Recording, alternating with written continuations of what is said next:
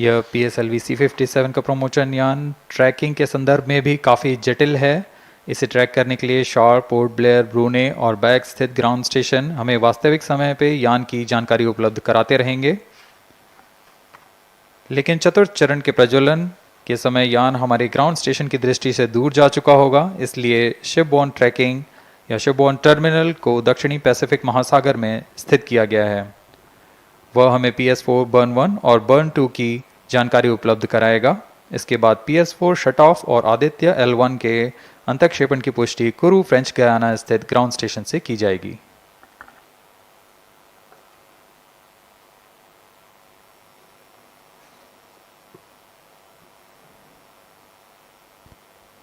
T-2 minutes and counting.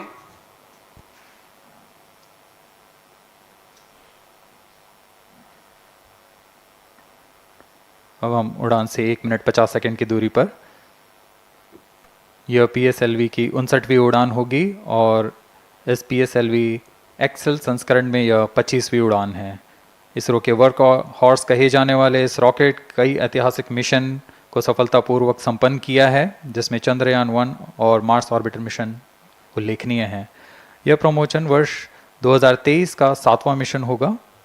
इस साल की शुरुआत में SSLV के सफल प्रमोशन से शुरुआत कर LVM-3 के 2 प्रमोशन, GSLV Mark II का 1 और PSLV के 2 सफल प्रमोशन हो चुके हैं। यह PSLV का वर्तमान वर्ष में 3रा मिशन है।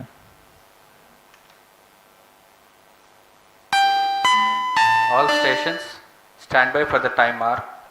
T-1 minute and counting. -55 seconds.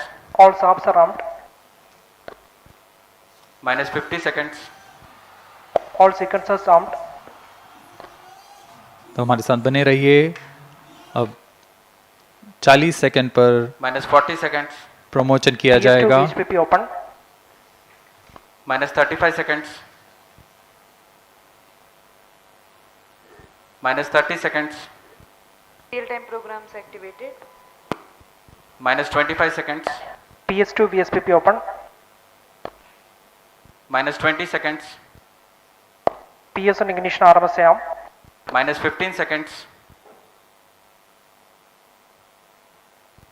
10, 9, 8, 7, 6, 5, 4, 3, 2, 1, 0. +5 seconds. Lift off normal. P1 tracking. P3 tracking. Magnificent lift-off of PSLV-C57 with Aditya-L1 on board. +15 seconds. PSLV-C57 का सफल उत्थापन और इसके साथ 20 seconds. प्रथम भारतीय सौर अंतरिक्ष यान निकल चुका है सूर्य के तेज से विज्ञान को प्रकाश करने। Air lead strap on ignited. इसके साथ ही एक और कदम है अंतर्ग्रहीय सफर में भारत की उपस्थिति सिद्ध करने का। आप देख रहे हैं PSLV-C57 प्रथम चरण पूरी तरह सामान्य। The rocket flying forth, following nominal trajectory and developing nominal thrust. The bright fumes against a clear midday sky. A rocket launch is more than just a sight to behold. The roaring sound and the vibrations that we can feel here, adding to this, the thrill are just amazing. Ground lit and air lit strap-ons operating together with the first stage S139. Ground lead strap on separated.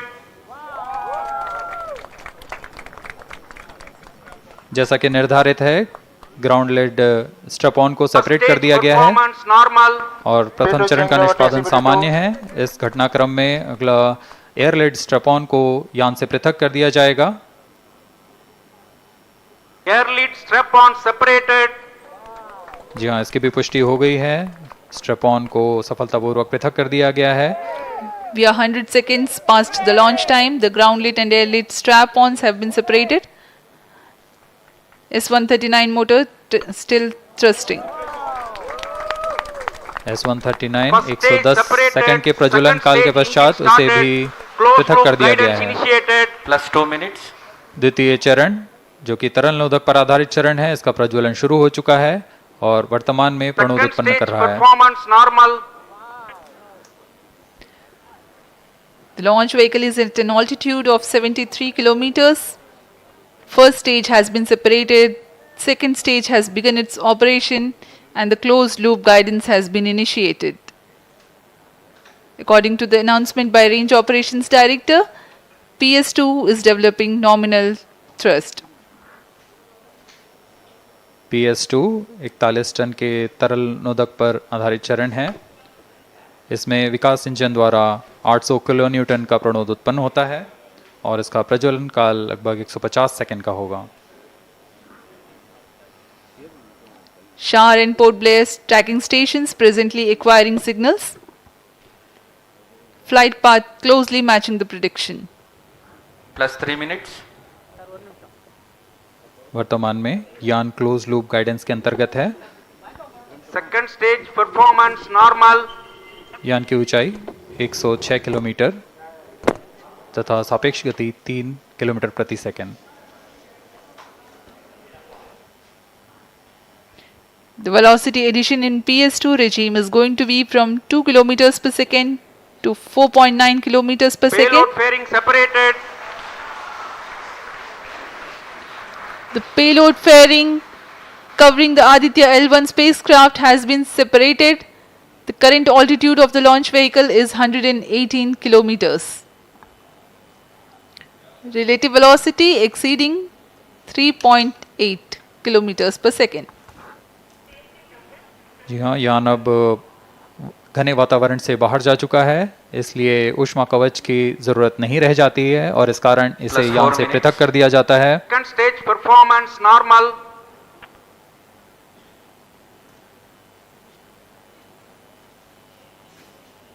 द्वितीय चरण वर्तमान में प्रणोद उत्पन्न करता हुआ और यान पूरी तरह सामान्य प्रदर्शन करता हुआ अपने अनुमानित पथ की ओर बढ़ रहा है।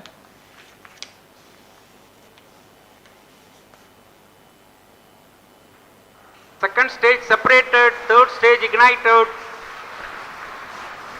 द्वितीय चरण को भी सफलतापूर्वक यान से पृथक कर दिया गया है उसके प्रज्वलन Third काल stage समाप्त होने performance पर। normal.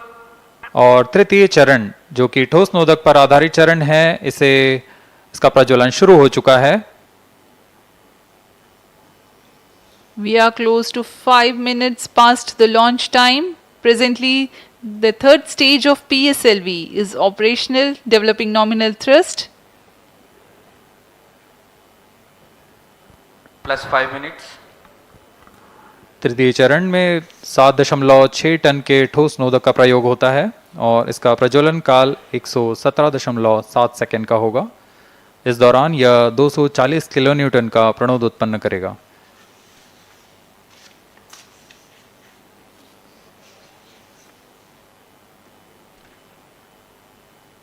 वर्तमान में यान की ऊंचाई 134 Third किलोमीटर stage performance तथा normal. सापेक्ष गति 5.96 किलोमीटर प्रति second.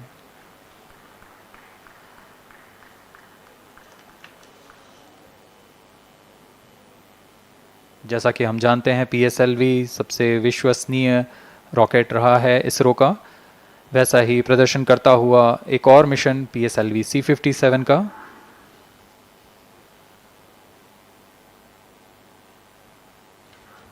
For the present mission, after PS3 completes Plus its 6 burn minutes. duration, a coast phase of 200 seconds will follow, in which the rocket will continue to be steered while there is no development of thrust.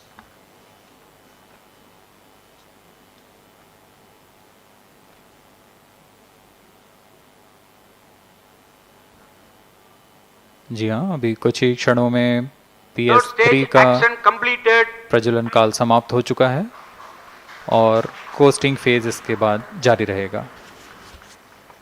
Vehicle in combined hosting for approximately 200 seconds.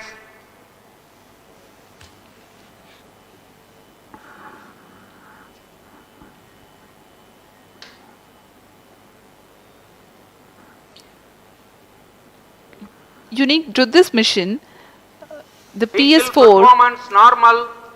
will start twice at pre-designated times Plus and 7 duration. minutes.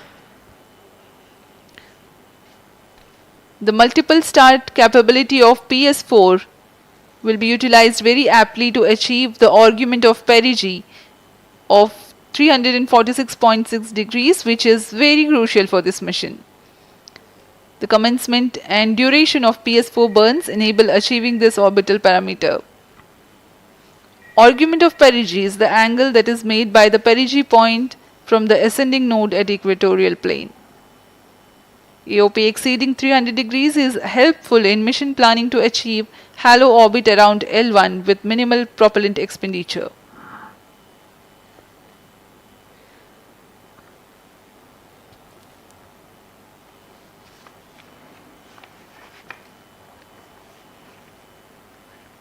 सभी वैज्ञानिक गहनता से अध्ययन करते हुए इन आंकड़ों का जो कि ग्राउंड स्टेशन द्वारा प्रसारित किए जा रहे हैं।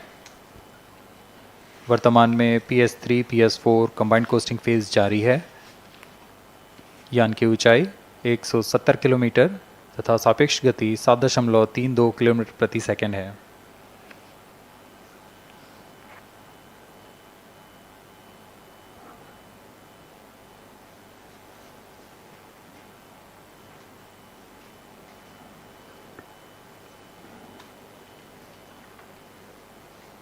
Vehicle performance normal.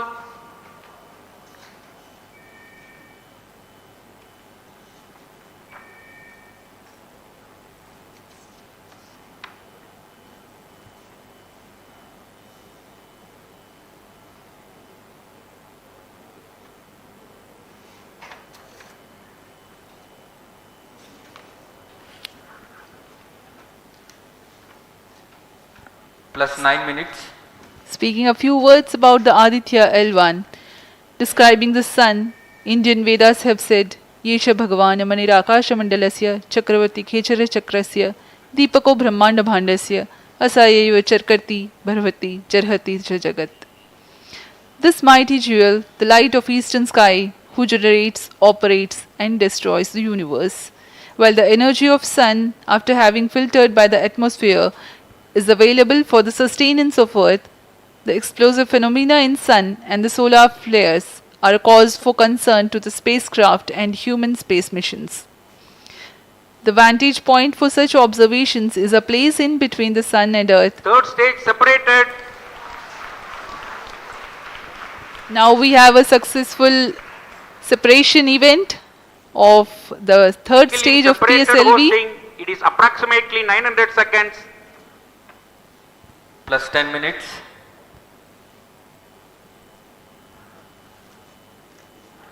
जी हाँ, तृतीय चरण को सफलतापूर्वक Vehicle पृथक कर दिया performance गया है normal. और अब PS4 कोस्टिंग फेज पर है। इस दौरान कोई भी प्रणोद उत्पन्न नहीं हो रहा है। यान प्राप्त संवेग से आगे बढ़ता हुआ और निर्धारित पथ का अनुकरण करता हुआ जा रहा है।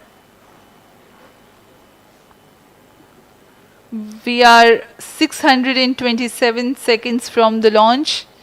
For another 600 more seconds or so, we will be getting tracking data from the BIAX ground station.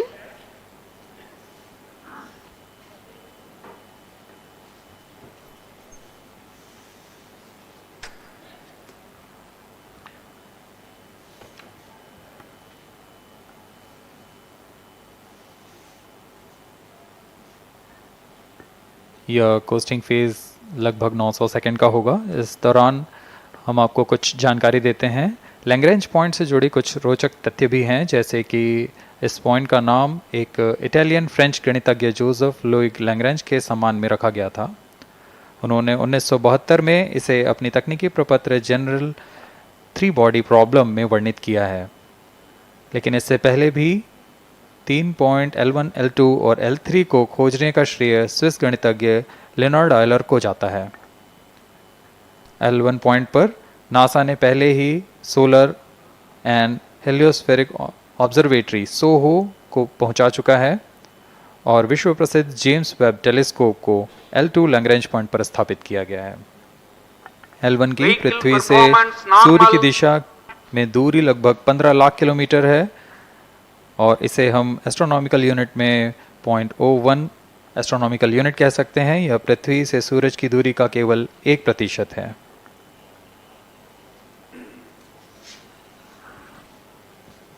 The vantage point for observing sun is a place in between the Sun and Earth where direct visibility exists to the Sun while continuous communication link exists with the Earth. These observations will generate a forewarning about disturbances in near-Earth space environment which could pose danger to the communication systems and spacecrafts. Various thermal and magnetic phenomena on the Sun are of extreme nature, which cannot be replicated in labs. The best way is to observe the Sun up close.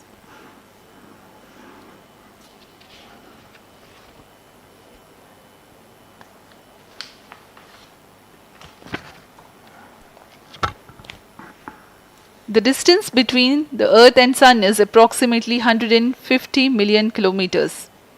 At the central region of the Sun, known as core, the temperature can reach as high as 15 million degrees Celsius. Power source for the Sun is nuclear fusion of hydrogen atoms that takes place in the core. The visible surface of Sun is relatively cool and has a temperature of about 5500 degrees Celsius. The Aditya-L1 spacecraft is planned to be placed in a halo orbit around the Lagrangian point Vehicle 1 performance or normal. L1 of the Sun-Earth system, which is about 1.5 million kilometers from Earth, roughly 1% of the distance to Sun. A halo orbit is a periodic three-dimensional orbit near the Lagrangian point in the three-body problem of orbital mechanism. The object in this orbit stays in place by the gravity of Earth and Sun. It requires little energy for station keeping. Several probes have been placed in space to observe the Sun by various space agencies. Lagrange's point L1 is a great location for solar explorers such as Aditya-L1, as it allows for an unobstructed view of the Sun that is never eclipsed by Earth. At L1, Aditya-L1 will join spacecraft such as ESA-NASA's Solar Heliospheric Observatory or SOHO, which has been at L1 since 1996. Lagrange point एक ऐसी जगह है अंतरिक्ष में जहां अगर कोई चीज़ पहुंचती है तो वह वहीं बनी रहती है, क्योंकि लैग्रांज पॉइंट पर दो बड़े द्रव्यमानों का गुरुत्वाकर्षण खिंचाव बराबर हो जाता है और इसमें एक अभिकेंद्रीय बल है कि जो कि पिंड को दोनों द्रव्यमान के साथ बनाए रखता है। ऐसे 5 लैग्रेंजियन पॉइंट्स होते हैं पृथ्वी और सूर्य के बीच। इन पॉइंट्स में अंतरिक्ष यान को भेजकर कम से कम ईंधन की खपत पर या उस स्थान पर अंतरिक्ष प्रयोगों को अध्ययन के लिए बनाए रखा जा सकता है। आदित्य-L1 उपग्रह को भी ऐसे ही लैग्रांज पॉइंट 1 पर स्थापित किया जा रहा है। अंतरिक्ष यान को यहां तक पहुंचने में 125 दिन का समय लगेगा।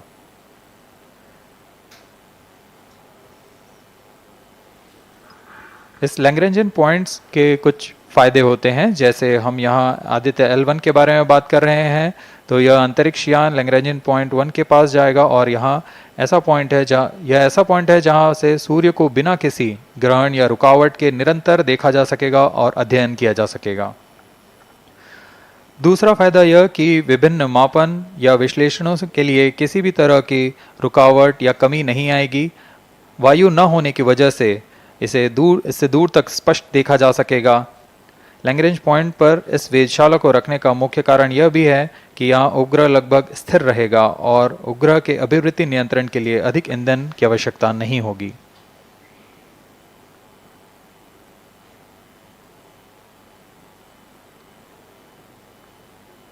वर्तमान में PS4 चरण का कोस्टिंग फेज जारी है। अब यान की ऊंचाई 280 किलोमीटर तथा सापेक्ष गति 7.18 किलोमीटर प्रति सेकंड है।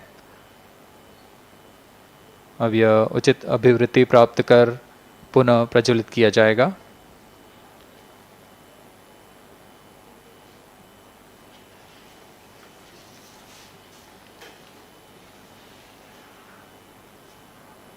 Vehicle performance normal.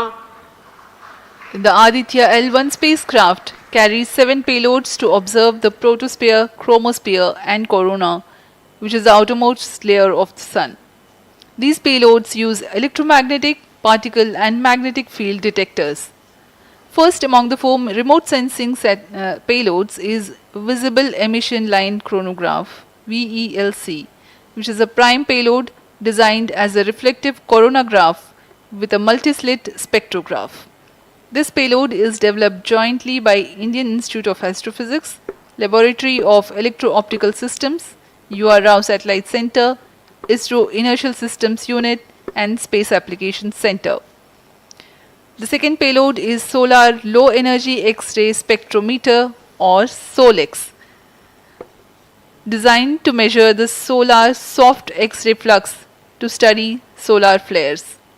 This payload is developed by UR Rao Satellite Center.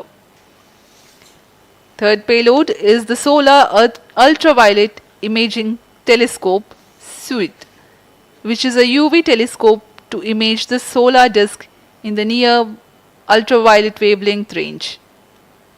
The payload is developed by Inter-University Center for Astronomy and Astrophysics, Pune, LEOS, URSE, and IISU. The fourth payload is High Energy L1 Orbiting X-ray Spectrometer, or HELIOS, developed by URSE.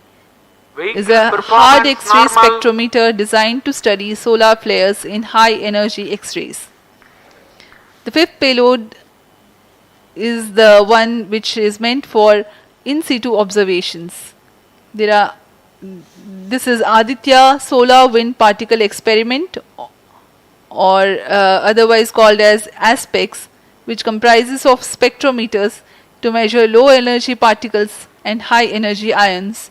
This payload is developed by Physical Research Laboratory.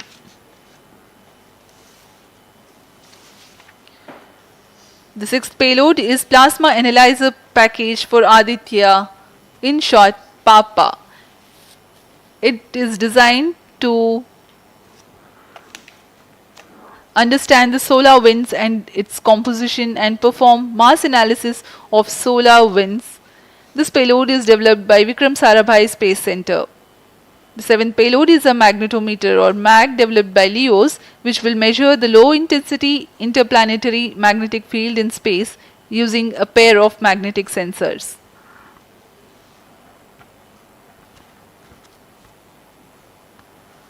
जी हाँ, Aditya L1 उपग्रह में नितभार के बारे में जानते हुए इसमें सुदूर संवेदन नितभार हैं और यथास्थिति प्रेक्षण नितभार लगे हुए हैं। सुदूर संवेदन नितभार में सूर्य का प्रेक्षण करने के लिए VELC कोरोना प्रतिबिंबन और वर्णक्रम मापन के लिए है। सोलर अल्ट्रावायलेट इमेजिंग टेलीस्कोप, जो कि संकीर्ण और ब्रॉडबैंड फ्रीक्वेंसी में फोटोस्फीयर और क्रोमोस्फीयर प्रतिबिंबन, यह पैराबैंगनी प्रतिबिंबन टेलीस्कोप है।